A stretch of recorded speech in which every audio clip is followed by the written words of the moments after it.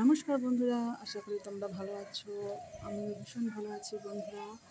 এই মাত্র আম গাছ থেকে আম পেড়ে নিয়ে আসলাম বন্ধুরা। আর আজকে হচ্ছে বছরের শেষ দিন, সেই জন্য ভাবলাম আজকে একটা ব্লগ করি বন্ধুরা। তোমরা কেমন আছো জানিও প্লিজ। এদিকে দেখো, আমাদের এই দেখো, ও ম্যাও ম্যাও করেই যাচ্ছে। ওর কিছুতেই পেট ভরছে না, ওর কিছুতেই পেট ভরে না। চলো বন্ধুরা রান্নাঘরে। দেখো যে আম কেটে নিয়েছি বন্ধু। একটা আম কেটেছি, একটারও না, মানে একটা হাফ। এই যে আম মাখা করলাম, আর এটা ডালে দেবো। দেখো আচ্ছা কী কী রান্না করছি তোমাদের সাথে সেটা শেয়ার করছি। এই দেখো ঢ্যাঁড়স হাফ কেটেছি, কেটে মানে কাটতে কাটতে উঠে পড়েছি।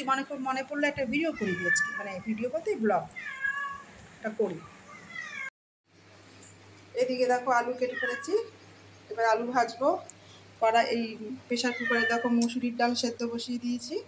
মুসুরির ডাল আম দিয়ে করব টক ডাল। আর এদিকে করলা কুমড়ো ভেজেছি। ব্যাস এই রান্না হয়েছে আপাতত। এরপরে করছি আমি, আর তোমাদের সাথে শেয়ার করব। এই দেখো এখন আমি আলু ঢ্যাঁড়স ভাজছি। ঢ্যাঁড়সটা আগে ভেজে নিয়েছি, তারপরে ঢ্যাঁড়স তোলার পরে আলু ভেজেছি। ভাজার পর এবার ঢ্যাঁড়স আলু একসাথে মিশিয়ে দিয়েছি। এবার এদিকে দেখো এই যে মাছ, আজকে আমাদের রান্না হবে মাছ। আর বিড়ালের জন্য পুঁটি মাছ। এগুলো এখন করবো। আবার আসছি ফিরে।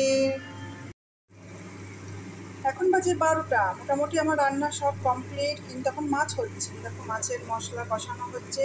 এই যে মাছ ভাজা হয়ে গেছে, এখন এর মধ্যে আমি দিয়ে দেবো। দেখো মাছের ঝোল ফুটছে, আলু সেদ্ধ হয়ে গেছে। এখন এই মাছগুলো আমি দিয়ে দিচ্ছি। তাহলে আমার মাছ রান্না রেডি। আমার রান্না রেডি। দেখো এক হাঁড়ি ভাত, তার দিকে আছে দেখো আলু ঢ্যাঁড়স ভাজা, উচ্ছে কুমড়ো ভাজা, হচ্ছে টক ডাল, শশা, হচ্ছে এই মাছ। এখন বাজে দুপুর 2টো, আমরা খেতে বসে যাব। আর এই দেখো বন্ধুরা, আমি থালি সাজিয়েছি। কেমন হয়েছে দেখতে একটু বলো প্লিজ।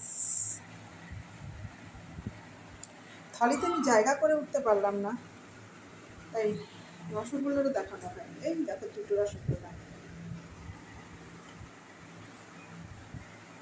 বন্ধুরা ভিডিওটি কেমন হয়েছে,